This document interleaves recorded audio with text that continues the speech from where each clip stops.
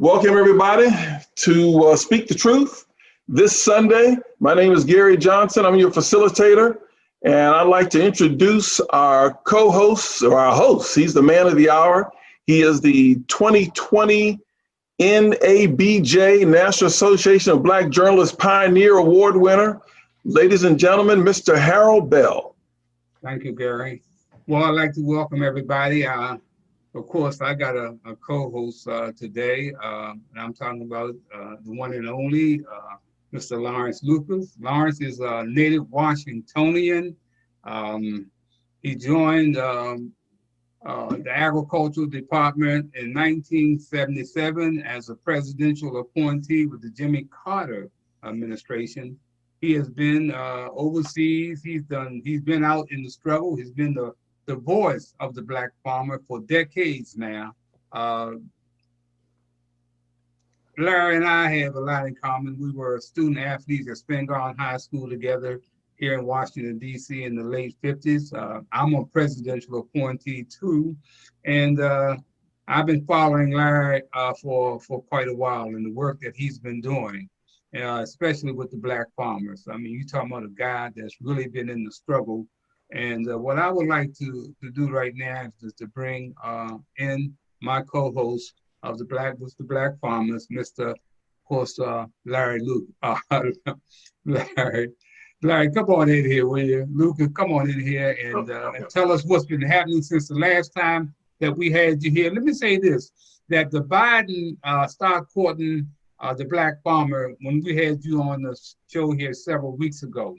Now, the Biden campaign has spent the summer criticizing discrimination in agriculture, organizing roundtable discussions, and taping former Black government officials in an aggressive push to attract the Black farmers. Now, small but potentially significant slice of the rural vote has been the Black farmer. But they are potentially, has played a very important role, especially getting Biden into office. Now, the Black farmers, who number almost 49,000 nationally, are concentrated in southern swing states like North Carolina, Florida, and Georgia. Now, when combined with other farmers of color, they also a focus of the Biden campaign. Their total swells to 260,000 farmers. Now, many say it's the first time in years that a presidential nominee has paid any attention to them. Now, things seem to be going pretty smoothly. Then suddenly, Biden becomes the president of the United States. And I know one thing that he said, hey, Black folks had my back, now I got yours.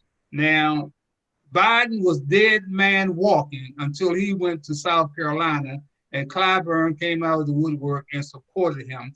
That started him on the big swing. What happened, Larry, to that support that he was supposed to be giving the Black farmers and to the Black community? Well, first I want to say thanks to Black America, men.com, for the outstanding work that you all have been doing, concentrating on many of the issues and problems of Black farmers. You all are doing a tremendous job, and thanks for having us on tonight. I also want to, Harold, I'm glad to know that the National Association of Black Journalists also articulated the award that you've gotten at being a pioneer. Many times people who speak like we do, which I say tell the truth, there's no room for us at the top because they're so busy giving people awards who don't deserve them and give them people awards who claim they care about our community and they more or less care about themselves. So I want to thank your organization and putting together these Zoom calls, but also thanks for the historical perspective that you bring to the air at this. We have with us some very interesting people who have been on the show and individuals who have been working with the Black farmers for a long time. We're going to be discussing Black Farmers Challenge, President Biden's picked for Secretary of Agriculture, and we're talking about Tom Vilsack. We're also going to talk about the Justice for Black Farmer Act of 2020, which will probably be moved to 2021, because when the Congress goes out of session, it's going to have to be brought to the floor of the Senate again by Cory Booker, Elizabeth Warren, and Senator Gillibrand of New York. I think it's very important that we have Corey Lea on, and we've been working with him, and he's done a fine job with putting together a proposed executive order. That executive order, we hope, along with we want the Biden administration to support and put on the record from day one their support of the Justice for Black Farmer Act, as well as the proposal, the executive order. We have Corey Lea to give you more detail on that. We also have with us Michael Stovall, farmer from Alabama, longtime head of the independent Black farmers throughout the southern region. We have Waymon Hinson on, historian, put together the Black Farmer documentary that we expect to hit the street very soon. And he's been a close advisor, very valuable advisor to the Coalition of Minority Employees.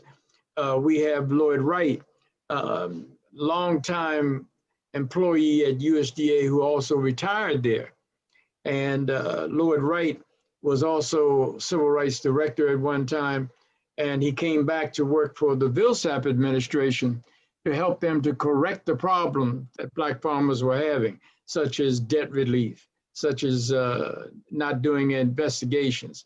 And the most important thing is a pasture limitation, which would prevent all this mess that's going on now, taking even this administration and others. And by the way, there's very little different Trump administration and the Vilsack administration and his leadership.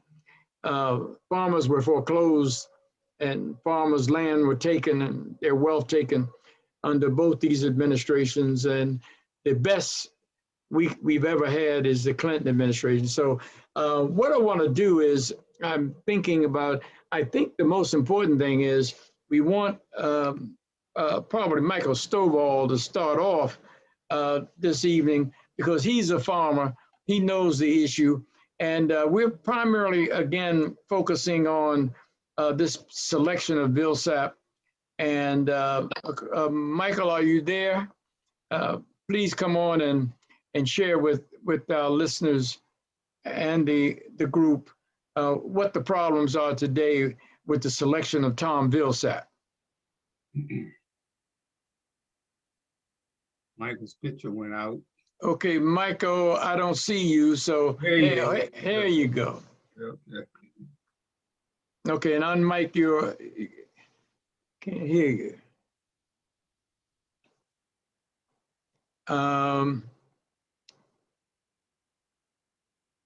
You got to unmute.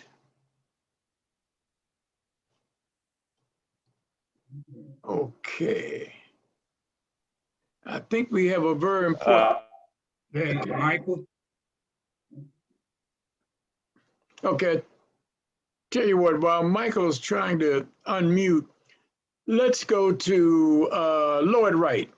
We'll start with Lloyd. Lloyd, you have to unmute.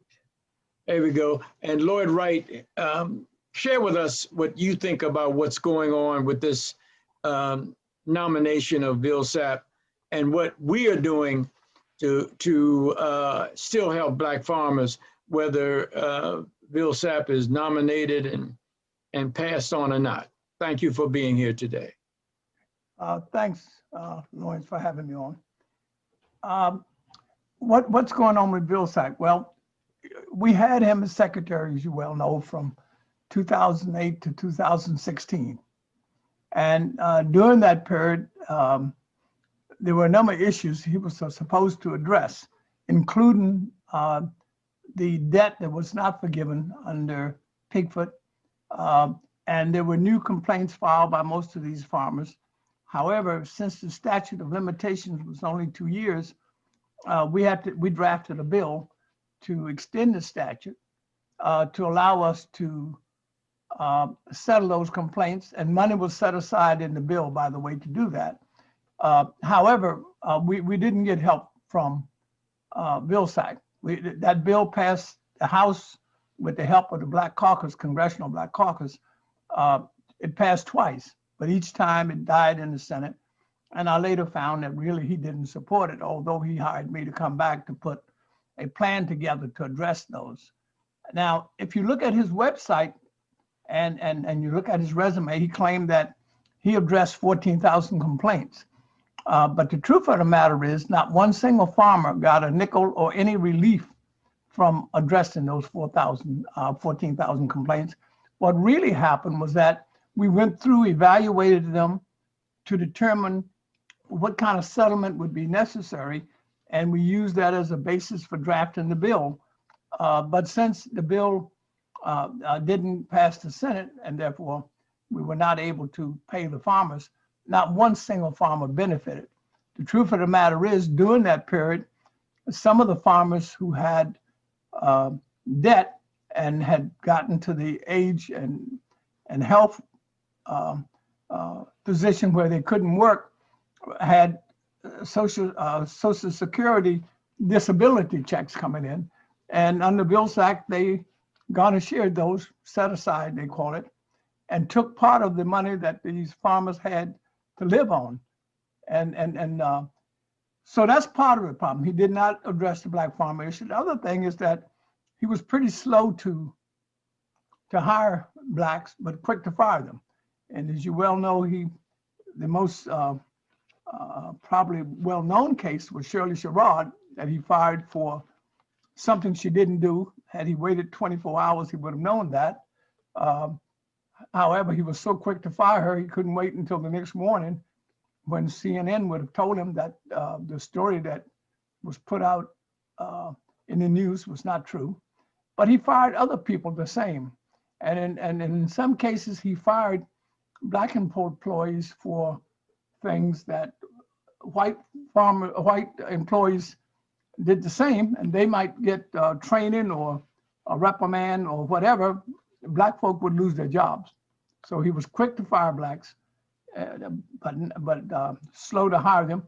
His inner core advisory group in the cage, we used to call it, was white, in that when he walked them out to introduce them to us after he'd been there a couple months, he said it was diverse, and it may have a few people with different sex orientation, and there were some white women, but not a single Black employee was in that group. And that's the way he operated, with one exception for a short period of time. The whole time he was there for 8 years. He claimed he had a program called Strike Force, designed to provide services to farmers.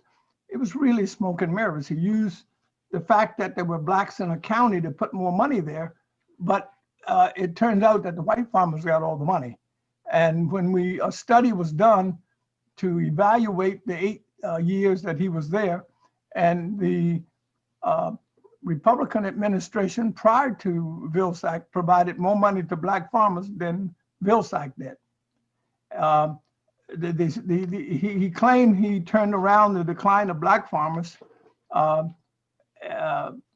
through the census, but really he did not. Black farmers are still declining, and that he did some new definitions and a new outreach to improve some counting of farmers, but the Black farmers are still declining. So Lawrence, I guess what I'm saying is that the last real-time period we've had an administration, or had a secretary at least, to address Black farmer issues was really under the Clinton administration. And that's 20 years ago when it ended. And we haven't had it since. And one of the worst ones, the ones that was least sensitive to Black issues, was Vilsack. And a number of folk, including Congressman Clyburn, had requested that he not come back. as secretary because he didn't, and he was not sensitive to Black issues when he was there before. So really having him back is probably setting us up for a disaster. If he surround himself with the same kind of staff and take the same policy positions, he had an outstanding communication staff who printed a lot of things that he had accomplished that just turned out the facts didn't support those accomplishments. And the Black farmers will tell you it didn't happen. But if he comes back with that kind of a communication staff, he'll convince most of the world that's not willing to look too deep that he's doing things. But the truth of the matter, the Black employees, all employees, I say Black employees, but I understand, Lawrence, since you represent women and all of the civil rights issues, none of them will see the results of his claims. And Black farmers and Black employees are likely to suffer the most. So that's really where we are. We really was hoping he wouldn't be nominated. He's been nominated. I'm hoping that that President-elect Biden start to look at all of the things that he really did and not what he claimed, and still may change his mind before the confirmations are done. I know that's probably, that might not be realistic, but I think we have a duty to let people know that he was not good for Black farmers. He may have been a good Secretary of Agriculture for the others, but not for Blacks. Okay. So Lawrence, that's a summary of where we are with that. Okay. I may come back with you with a question later on during the discussion period. Hope we have enough time to do that. Since Corey Lea is in a situation, let's get Corey Lea. I was kind of holding him off for last, but we're going to move him up. Corey Lea, unmute your phone and we'd like to hear from you. You got an executive order. You've represented farmers, and we've had discussions with the Biden campaign. Share that with the listening audience. Corey, are you there? I think. Can you hear me right now? Yeah, Corey Lea. Yeah, can you hear me right now? Yes, I can We hear can you. hear you. Mhm. Hello? Yeah, we Okay, can hear you, good. Corey. So, okay, to expand on what Mr. Wright said, and he had some vital points, and I know some of the things I'm about to say may be unpopular, but I feel that it is necessary. And I'm going to start off by expanding on some of the things that Mr. Wright said. Yeah, Tom Vilsack is no friend of the Black farmer. Okay, we can all come to an agreement with that.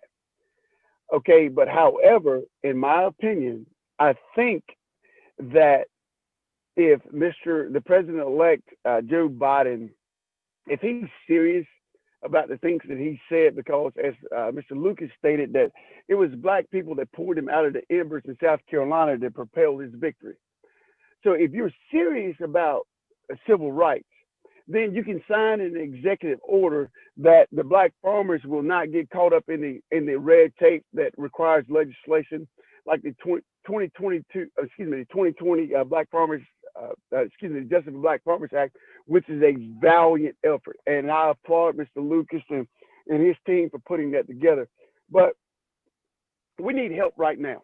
We need help right now.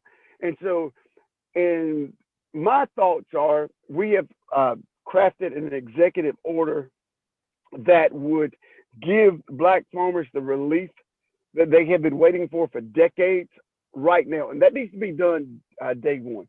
And so the part that that may be unpopular to what I'm about to say, but I'm going to preface it and says, hey, I'm not a step it and fetch it kind of brother. I'm gonna hold your feet to the fire. But it's in my opinion, Black people and Black farmers in general, they're not without fault. And reason why I say that is that unless our own community will stand behind to the valiant effort of this group and groups like Mr. Lucas, groups like mine and other various groups, is that we cannot force change until we galvanize as a united front. And this is the first time, I'm 50 years old. This is the first time I have ever seen multiple groups come together in opposition to one person as it contains to civil rights. But we cannot stop there.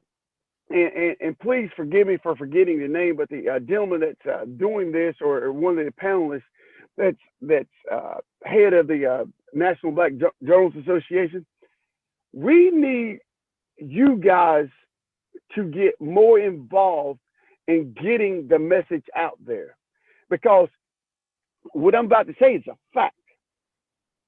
Tupac and Biggie is not coming back from the 90s. And if you can ask 20 years later, what's one important issue of surrounding Black people, we're so confused as a people. We're politically immature. And so we need the journalists, we need our Black Congressional Caucus to stand up and do what's right. Because over the last several weeks, we have found, in which we have known for at least the last 10 years or 12 years, is that the Black Congressional Caucus didn't want to do anything to upset the Obama administration, because according to rumors and things within the circle, that they didn't want to do anything to upset the Obama administration because their constituents will rake them over the coals. Okay, so is it important that we be concerned with about some of these things like the death of Tupac and Biggie, or are we concerned about the biggest land grab, which I equate to the biggest American heist, of all time? No, it's not important.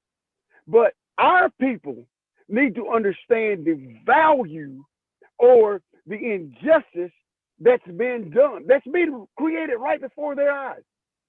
Not just created, but acted upon. And we need to come together, and we need to quit playing church. It's what we need to do. And yeah, I know this might be a little salty, but at the end of the day, we have got to do our part and educate. Our youth are brilliant. There's nothing better than to turn on the TV and watch some of these people, so they may be athletes. And I used to play professional baseball, but in the 70s, I would watch, when I was a kid, professional sports, and you couldn't understand a word that an athlete was saying, for the most part, that was Black in the media. Now they are so brilliant. They're nuclear physicists. They major in great things, and they speak so well, and they're so a great representative for Black America. But we need to get off the foolishness and get into what's really happening in Black America. And not so long ago, when the PPP was administered, 90% of the Black owned businesses did not get any relief. Well, we don't talk about that. I turn on some of the Black media stations that are on YouTube, and I want to think that I'm well informed about what's going on. We talk about still silly stuff. Okay, yeah, there's injustice with, some people, having problems with the police and things like that. Yeah, we're all for you. But this land grab is the most serious thing that's happening in Black America. So we need, again, to come together, point out the deficiencies, point out how they are doing this, dissect their game plan on how they're robbing of what is considered one of the most, one of the commodities or things that Black people own or Black people can do that is affecting our community. So with that being said, food is an important function. I don't want to hear the argument that what was made before, and I didn't really have an opinion on the fudge push for the USDA, but some of the people that were on her behalf, she championed the SNAP program. The SNAP program is no good until we talk about the producers of that SNAP program. So we always stop short of where we're supposed to be. Mr. Wright speaks about there were 17,000 black farmers that prevailed in Pickford and only 371 or somewhere close to, may not be the exact number, that actually gained debt relief. This was a long-term plan orchestrated by Judge Paul Friedman to deprive black people of their land. So if that happened in the DC District Court, which had the exclusive jurisdiction of the Pickford farmers, or a class action suit, then we must look at Judge Friedman. We must look at Chief Judge Beryl Howell. We must look at Merrick Garland. And why, when these black farmers, when the USDA repudiated the Pickford consent decree, are now denying black farmers justice? It's much more than the numbers. It's more about the game plan on how they are destroying black lives. We must grow up as black people. I can hold my feet to the fire. I'm a secure individual, but our role must increase on how we get our message out to our people and our people. For example, I'm a member of a black farmers group on Facebook, and it's 13 or 14,000 members. We can repost a copy of this Zoom conference in that group. They don't have any interest whatsoever on how somebody is trying to take everything that you dreamed of or worked hard for. We must put the work in right there. And my last point, and I know we got to go, well, I have to cut it short, but there must be political consequences for those members of Congress, and including the Black Congressional Caucus. If you don't support our cause, then you're going to pay the political price in 22. I've committed myself to that. I'm going to put together a website when this vote comes up for the Justice for Black Farmers Act in 2020. If you don't support this, you're going to pay the price, because too often, way too often, we're satisfied for just having a seat at the table, but not making a difference. We don't need that kind of black man and black woman representing us. And I don't want to hear, well, we can't say nothing about somebody because we're going to get raked up the coast. If you're not afraid to stand up for the people who put you there, then you don't need to be there. So thank you for having me here. And I'm going to continue through this the best as I can. And, and I know that it may be abrasive, but it is necessary that we look more than just a problem. We need to look at the solutions and what caused the solutions. And we as a people, and I'm going to say this back to the gentleman who's the Black Congressional Caucus, or not the Black Congressional Caucus, but Black American journalist. I am throwing out a bone to you and asking you in the best voice that I can say it. I want you to please, on behalf of Black America, to become more active in what the Black journalists have put out there, and almost put out a mandate to tell them we cannot stop short of holding any representatives accountable and what the real problems are. We're not all from DC. In fact, the people from DC and Atlanta and everywhere else that they think where black people came off farms in the South. Martin Luther King got to who he was because of black people in rural America. They supported him. I don't care if it was $5 or $10 or gave him a room for the night. Don't forget where the civil rights started, and that was in black rural America. We're not so past to where our voice was, and now we're concerned with foolishness as far as entertainment, athletes and actors. Just because they have the stage, they're not in tune to what the real deal is. So we must change our narrative in order to get or accomplish our goals. And I thank you for having me today. Okay, Corey, thank you very much. I think Corey, he added something to this narrative that we many times sidestep, and I don't think we sidestep it by accident. We sidestep it, but because purposefully we have not been strong enough to call a spade and a duck a duck. If it walk like a duck, if it quack like a duck, and it walk like a duck, call it a duck. Thank you very much, Corey. We appreciate. Michael Stovall, can you get your mic unmuted so that we can get you on? I can't hear you. I can't hear you, Michael. Unmute, Mike. Unmute. You got to unmute your phone. Seeing that we run, Michael, I was unmuted a while ago. Okay, let's go. We got Michael Stovall from Alabama, black farmer. Come on, Michael. Let's kind of move along here. We're running a little short on time. Can't hear you. His phone is still muted. I see it. Your phone is muted. Can't hear you. Okay. Okay. What about now? Okay, I can hear you now. Come on.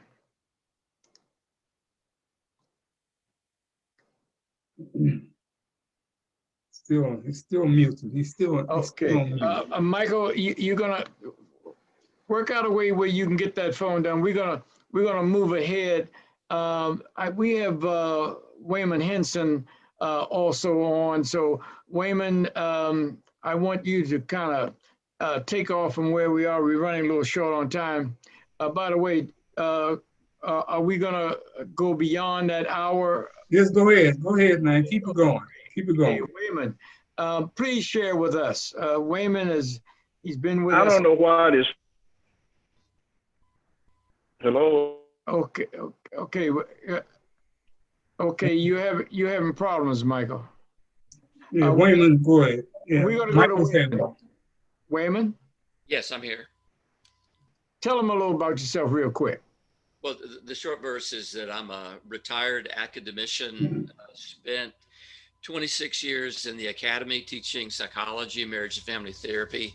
I'm a licensed psychologist and marriage and family therapist here in the state of Texas, and I've been working in the area of advocacy with Black farmers since 1994.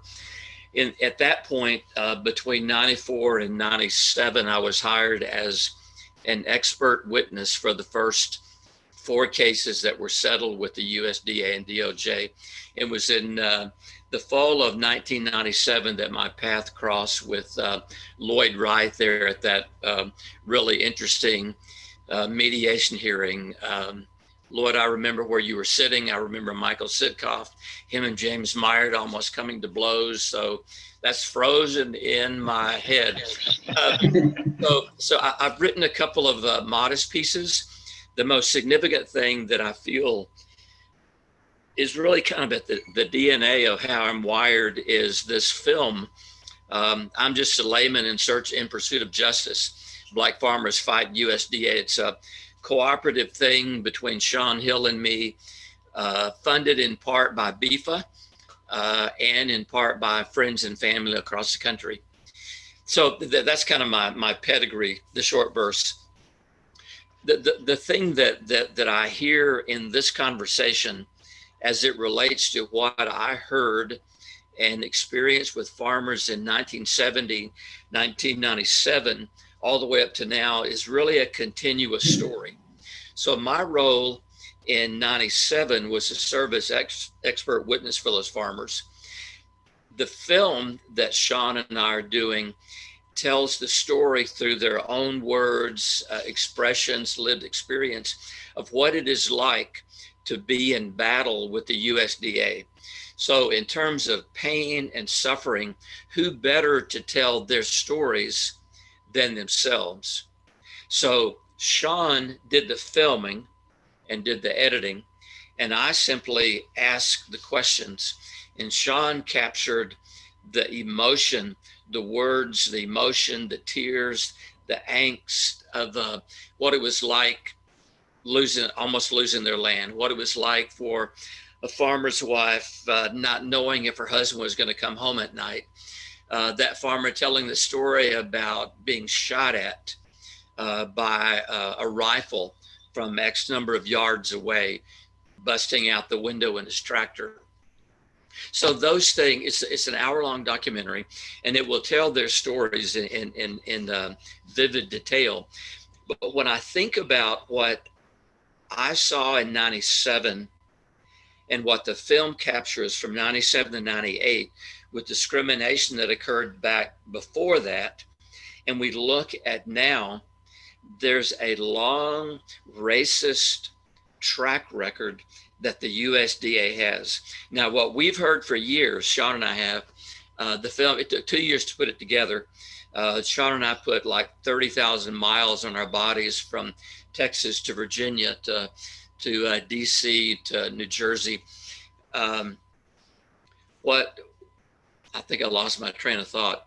What we pulled together there, what we've heard consistently is that the best era for Black farmers was the Clinton, Espy, Wright window of time.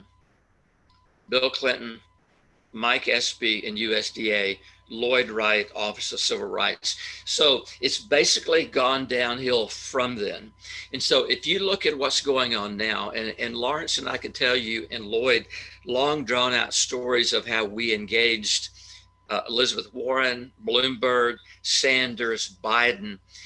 And there was a point at which we thought we were continuing to help the Biden team develop their civil rights farm policy.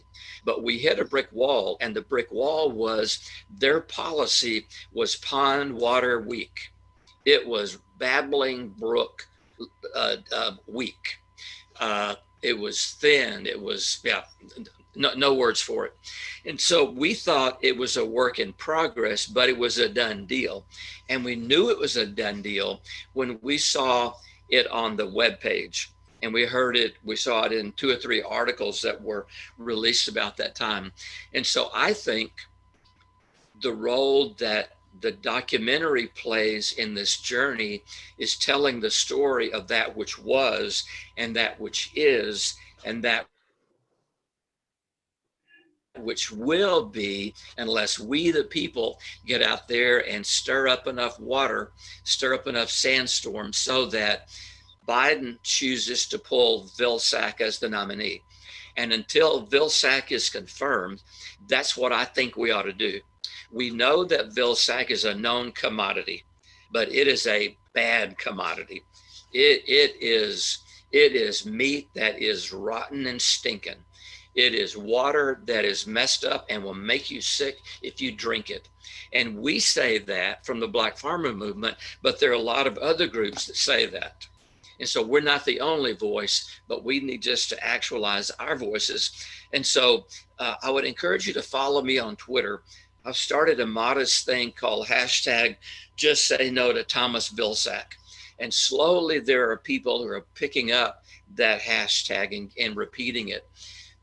So I think anything and everything that we can do, and Lloyd and Lawrence are getting some really great press these days with the interviews that they're getting. So any interview like that we see that we can pass on, they do the interview that it gets written in Washington Post or New York Times or Mother Jones or The Counter or wherever, but we need to pass those on, because the more times we pass them on, the more people are going to read them. And I think, and again, this may not be my place to say, but I'll say it anyway, I think there are some indications that we are rattling Vilsack's cage.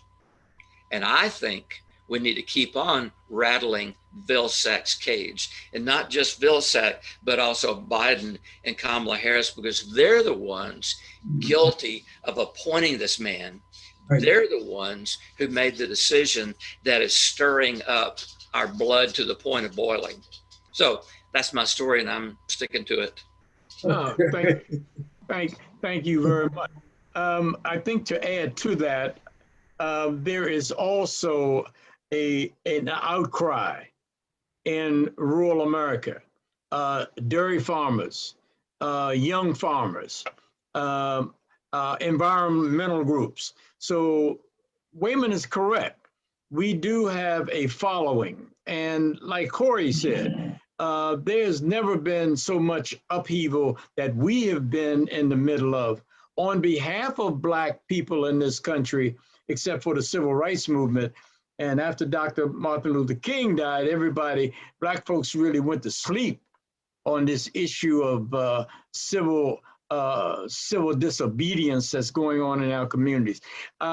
We have a person on, and Stovall, I'm gonna hold you because they're gonna give us a little more time. We have a young lady, and I want to find out, she's on the screen as Rosetta. This young lady, we talk about all the abuse of farmers, but let me tell you, the rape, the assaults, the intimidation, the harassment, the firing of women who speak up, primarily a group of women in the Western region, firefighters. And nobody is talking about this. And here you got people that have run for office in campaign and now elected by people that thought that they cared about these kinds of issues. And here you run up Tom Vilsack, who ignored the women when we met with him in 2011, along with Michael Stovall with Black farmers and women that had been abused and sexually assaulted. In 2011, we met with Tom Vilsack. And after that, we were hoping that Lisa Donnelly would be on the line today. And he did nothing. So we've got to hold their feet to the fire, and he should be held accountable. So if Ms. Davis, can you give us a few minutes of your time? I know you're very cautious, but we would like to hear from you to tell about your experience from a woman's standpoint, and then we're going to go to Michael Stovall and get back to Lloyd Wright. Ms. Davis, are you willing to speak? Yes, this is Rosetta Davis. Yes, I worked for USDA for 19 years. I lost my job last November. Speak a little louder, please.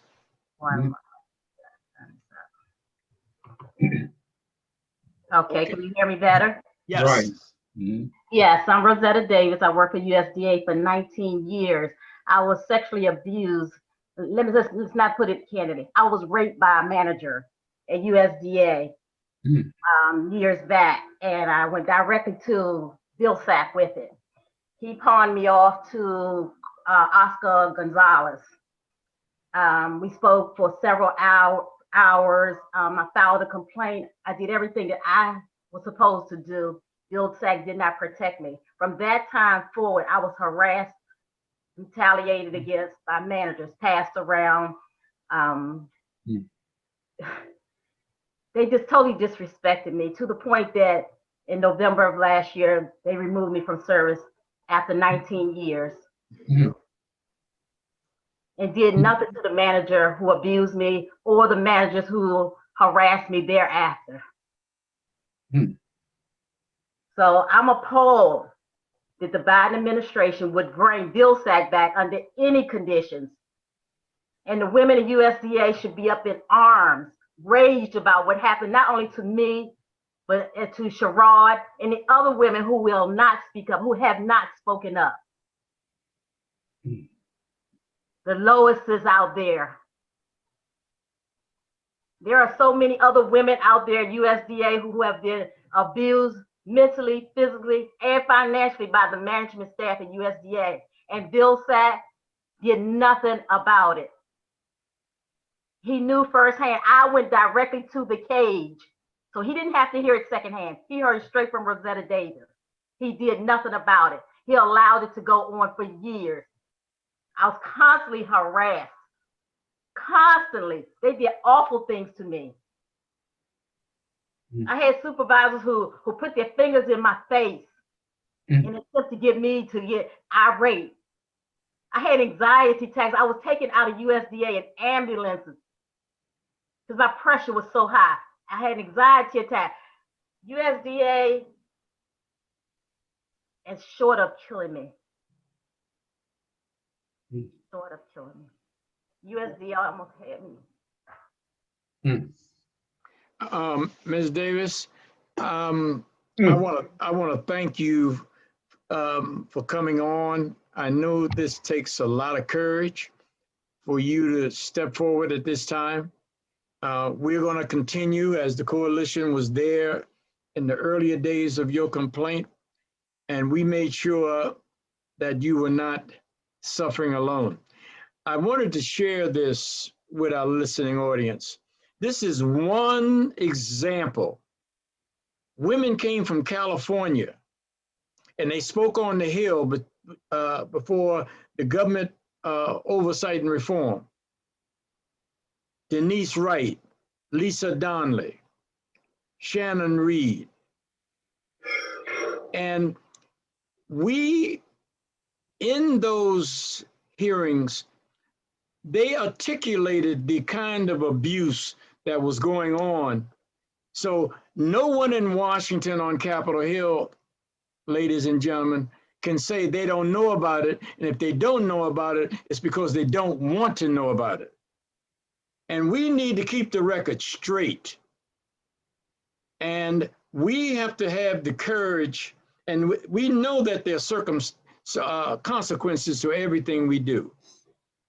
But I would say that those consequences is very mild and minute against us, against you, Mr. Bell, against the young man, CJ, and you, Mr. Johnson, compared to what the women are suffering at the hands of employees and others at the U.S. Department of Agriculture. I can't say enough.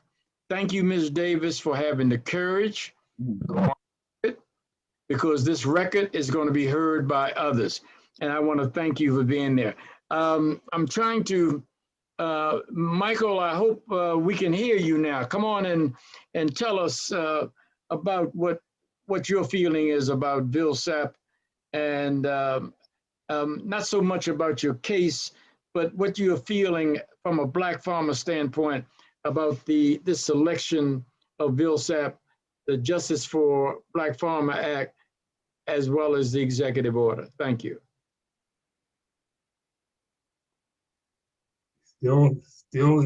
Still muted. He's not unmuted. Michael, you're still on mute. Still on mute. Can you hear? This phone, I don't.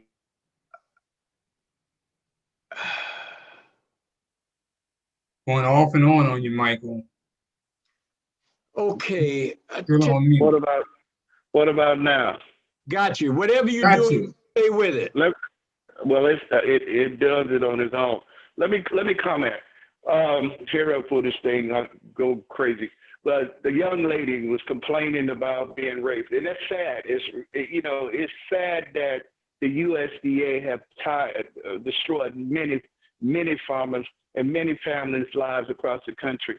That's criminal what they have done to many families.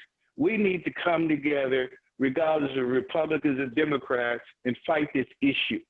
Until we get on the street and let the world know, we're going to have to do a Black Lives Matter movement across the United States of America to demand justice at the hands of the USDA. And until we come together and fight this cause and put the USDA out on the front, and we lost over 15 million acres of land, and the people, the employees at the USDA that try to do the right thing, they fire them, they sexually abuse them. They do so much to them to run them out of job. I've seen people down in the local county offices had to leave because of the racism in these county offices. We need to stand as Black people to fight against this injustice system across the United States of America.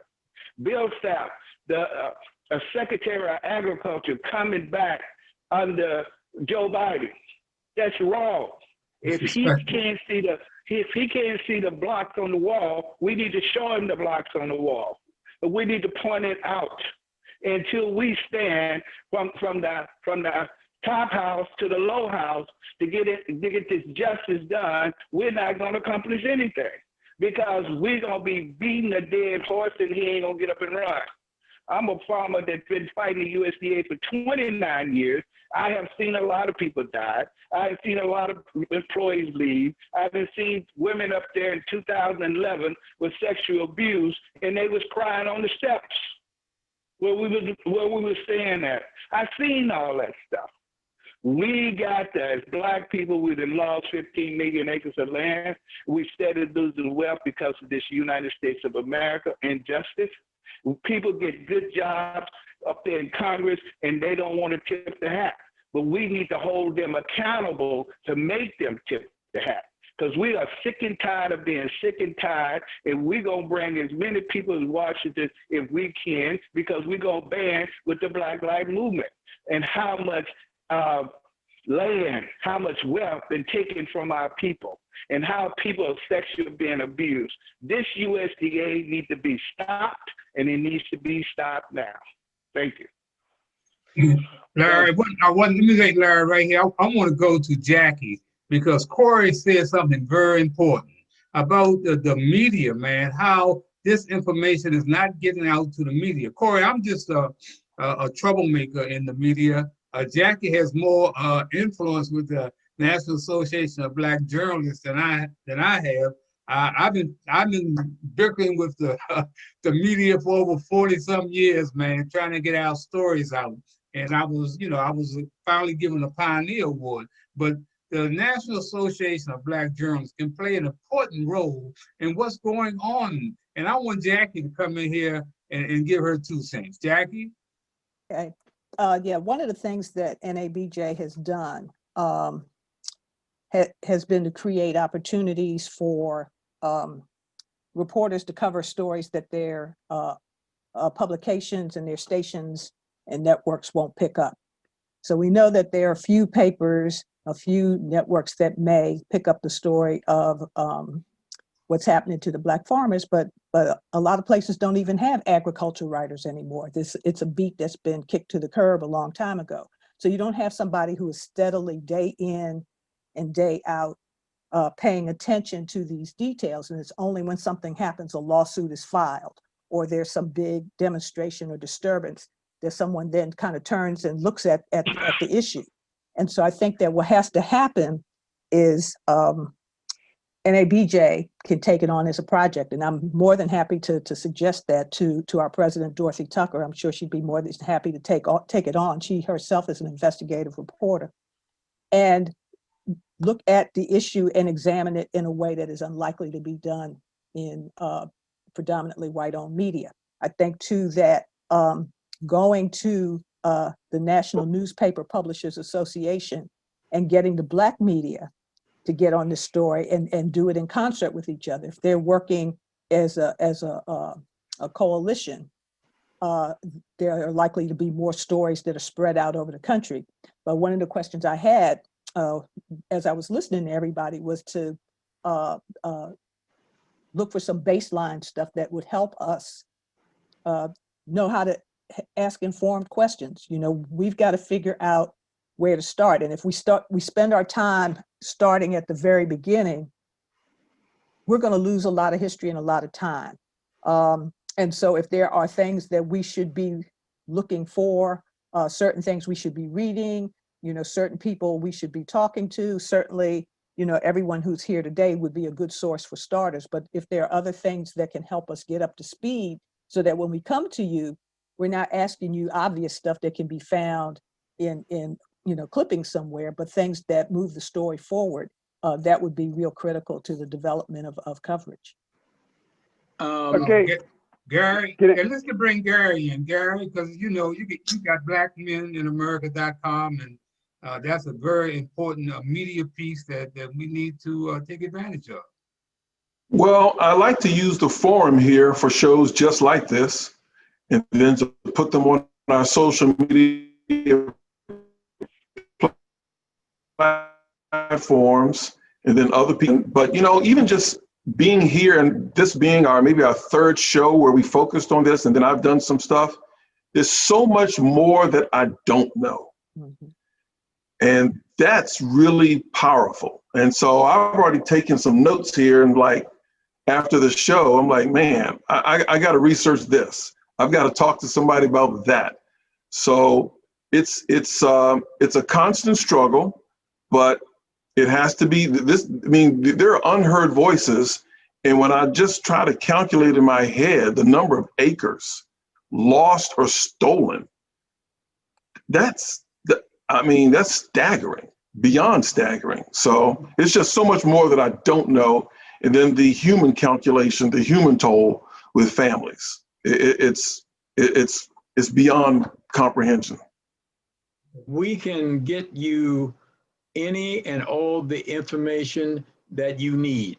We can start you from the beginning and take you all the way up to today. Information that you need to move forward, we've got it. It's in our cadre of historical documents. We've got newspaper articles. We got congressional hearings, both written about as well as videoed on YouTube and everything. So we got the information that you would need in order to take you where you want to go, trust me. Okay. And the other thing we have, just as you saw Rosetta Davis and you see Michael Stovall and you see Lloyd Wright, we have warm bodies, right, to be put in front of wherever you need them.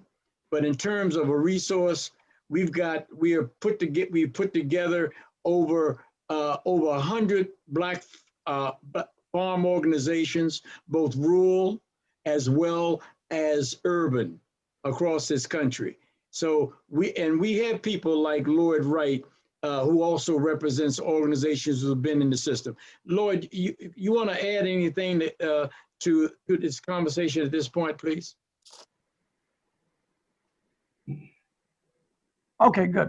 Yeah, let me add one thing. We didn't talk much about the Justice for Black Farmer Act. Let me say that a number of the things that we've talked about that's wrong at USDA would be corrected if we can get that act passed and in law. It'll address the Office of Civil Rights, which is dysfunctional most of the time. It will address it won't give the farmers the land back. It just stop taking more from them. The loss is still there. We need to address that too. Well, to some extent, it would give the land back because there's one provision that would make some land grants back to farmers. I don't know if it'll give all the land back that we lost, but it would give some back. So I think as time goes on, we first need to try to stop Vilsack, and then next we need to get that bill passed, so we can address Black farmers. Otherwise, Black farmers will be extinct, and it's getting there now. It's very difficult, even in good times, with all the help you get from USDA to stay in business. When you got one hand tied behind your back, like most of the Black farmers, it's difficult, and we're losing most. So I would say that I want to push that bill just a little bit since we didn't talk about it. Okay. I want to go to Luke. I'm going to go to my young people here. We haven't gotten to them yet. Let's start with you, Juanita. Let's hear what you have to say. Then I'm going to go to Chris. Go ahead, Juanita. I like Gary. It's just so much. This has been very eye-awakening to me. I had no idea that all of this was going on, and I agree when you hear. I think he said 15 million or 50 million acres. I don't know what the number was, but to me, it's just it's crazy. It's outrageous. So I'm glad that we had this forum today, because the more information we have, the more power we have. Certainly, this sounds like all the people who've spoken so far,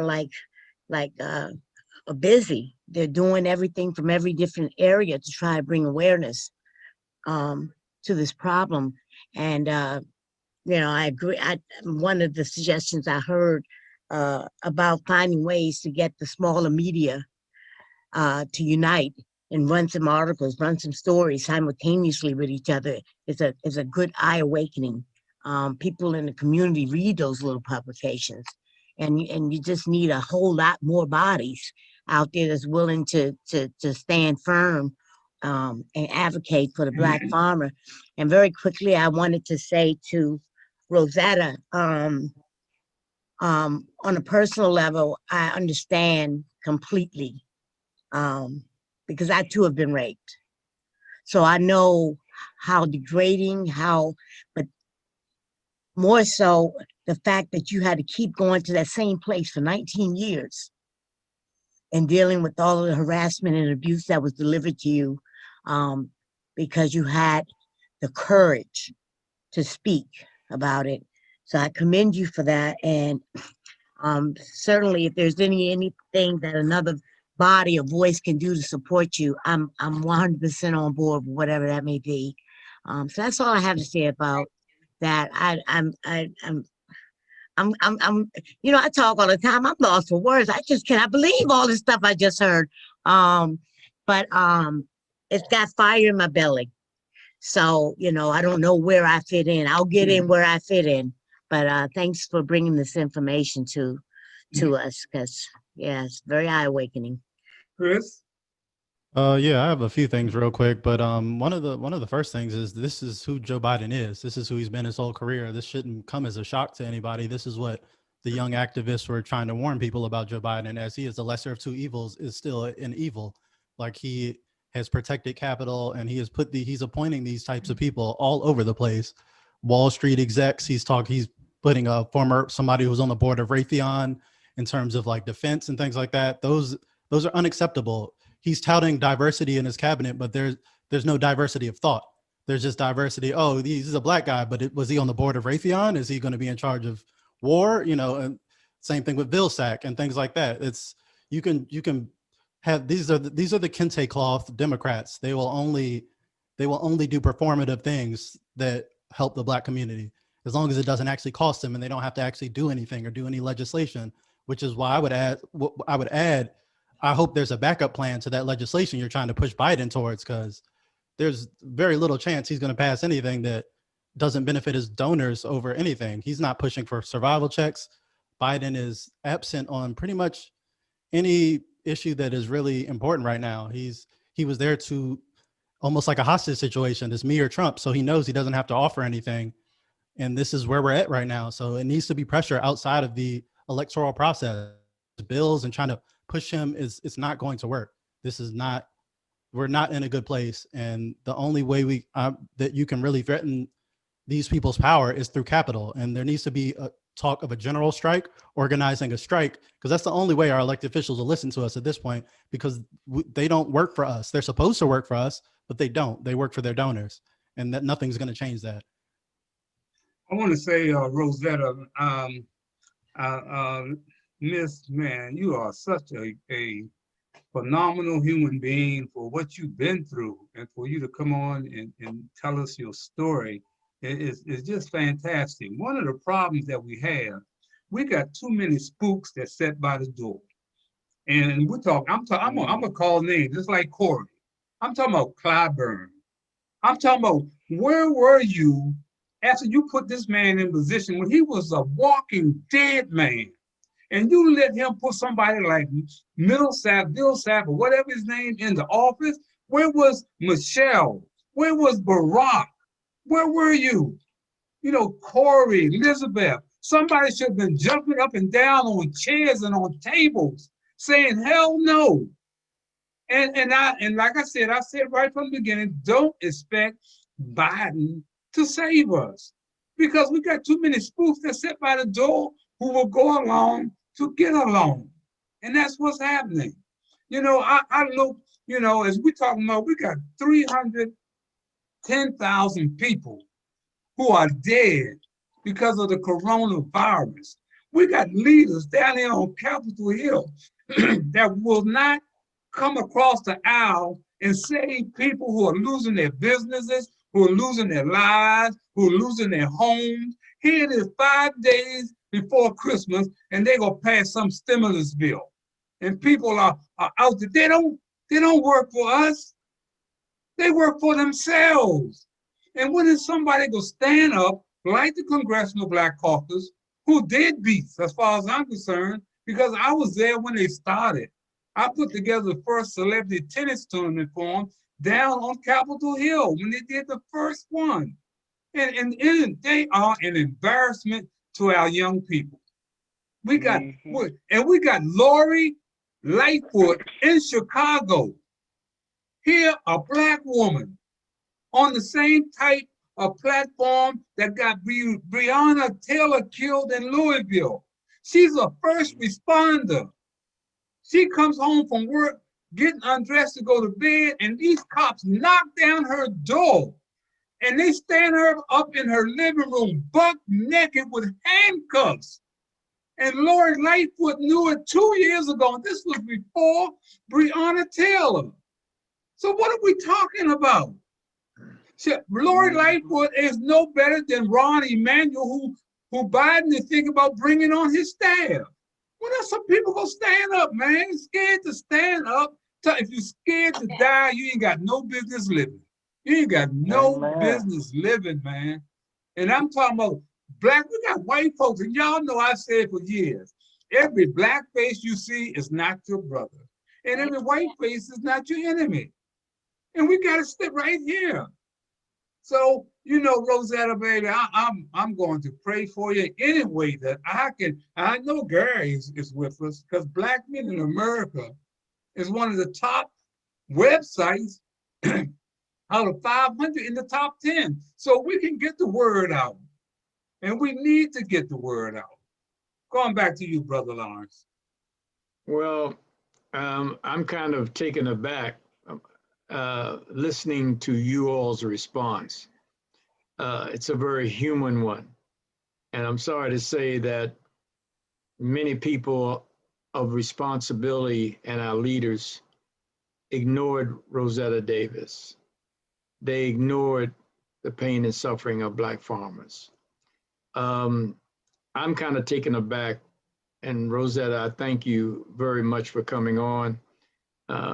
You are a hero to us, and I can't say enough, and I'm kind of speechless.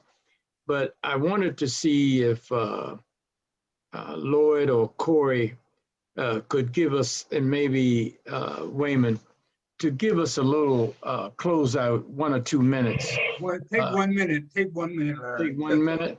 Okay, Waymon, give me 10 or 15 seconds. I mean, I can take it if y'all would like me to take it. No, I want you to take a piece of it. I'll take a piece of it. So under the Biden trends, am I available to go right now? Okay, go. Okay. So under the Biden transition team, only thing that I'm saying is this. We know, as we stated earlier, that Biden is a known commodity or quantity. But we have to go further in our plight to hold them accountable. We cannot give the Black Congressional Caucus any kind of leeway because what they're doing. Somebody just spoke about Mr. Clyburn down in South Carolina. Where are you now? That's right. I mean, because we're all standing in unison. This is the first time since the Civil Rights Act of 1964 that we were in unison. And at the end of the day, is that we have to look in the mirror. We got to look in the mirror at the end of the day and say, you know what? At what point in time, as Black people, that we're going to hold even the people that look like us accountable for the support? Every 4 years, you come to us and asking for a vote, and we get nothing. But that's a new day, because we're going to change it. We're going to get something out of this deal, and like to forget or pass over the red tape that's going to be involved. What can you do for us for day one? And with the help of Mr. Lucas, the help of Mr. Wright, and other advocates, that we are putting something together to Joe Biden say, who are you? Because if you're not for us, from 2022 to 2024, you're going to pay a political price, because our vote is not free anymore. And I hate to take the position I'm taking now, but it is necessary, it is sufficient, and our leaders, our media, we are responsible to control the narrative to which presented to our people. And so we have to look we have to have a further look in the mirror to who we really are. And to the people for the National Black Journalists Association that I spoke about earlier, and I didn't call your names or anything like that. I'm not condemning you. I'm asking you to go further into the inquiry or to what's being spewed to our people. That's all I'm doing. Okay. And because if that message does not happen, then we're going to fail as a people. And the last thing, closing out, is that it is my hope, it is my prayer, it is my charge from heaven that we control or we change the situation that we have been placed in. This is a beautiful form for someone to become formed, but I'm more so challenging you and pointing out the things that need to happen to accomplish the goals in which we're all unified under. Thank you, Corey. And, Thank you very much. Harold, can we get a few seconds from Lloyd? Yeah, okay. Yeah, all I have to say is that we need to continue to get the word out. We talk about the amount of land lost in terms of wealth. At one time, we had almost 1 million Black farmers. We're now down to about 38 million. So you look at the human cost, some of this land was in their hand at the end of slavery, and they've lost the land, and these farmers are out. So we need a better way to get the public informed, and I think and we need to inform President-elect Biden. I would hope that he's not aware of these details. Otherwise, I'm disappointed that he would give us such a person. So I'm not sure the word has gotten to him yet. We need to get the word to him that this is a mistake. Okay, a little bit from you, Waymon. Two things. Number one, we have the stories to back up the statistics. And then number two, we have the statistics to back up these stories. That the statistics and the narratives that we're talking about form a seamless whole. We're not talking random stuff here. We're talking a seamless tapestry of racism and neglect within the USDA. And we must tell those stories. We must continue to spread the word. One random comment in terms of what Lloyd was saying, our friends Rosenberg and Stuckey, investigative reporters, estimate that in terms of generational wealth, Black people have lost upwards of $1 trillion through these things we're talking about. Thank you very much. Michael, you got a minute? Michael. Okay. Can you hear me? Yes. Yeah. Well, we're going to have to come together and fight this injustice across the United States. And, we can have these little parties all the time, but until we get out there on the fence and hold these people accountable. But that young lady brought tears to my eyes, the pain that I heard from her voice, and it made me reactive. And, the USDA have destroyed a lot of families across this country, and we got to do better. Thank you, Anita. Thank you very much. Thank you, Jackie. Thank you, CJ.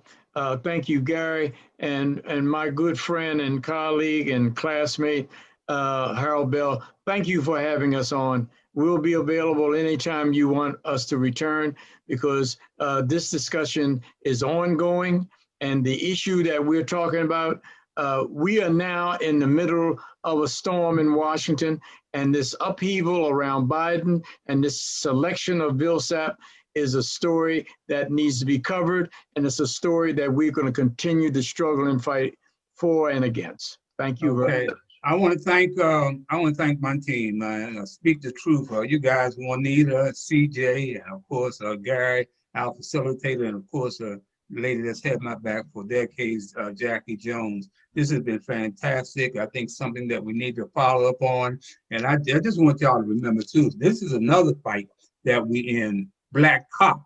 We are in this fight too. So we got a lot of things, man, that we need to deal with. And I just want you to remember this book here. This was a friend of mine by the name of Tillman O'Brien here in Washington, D.C. He went on to become assistant chief of police here in the department. And he was back in the 50s when racism was really there. This is about a cop, a Black cop, that can show other Black cops how to be a cop. You hear what I'm saying? Be a cop and a Black man. So thanks, guys, and we out of here, guys. Thank you very much, and please keep the faith. You know, let's pray. Thank you. All right, everybody, be safe.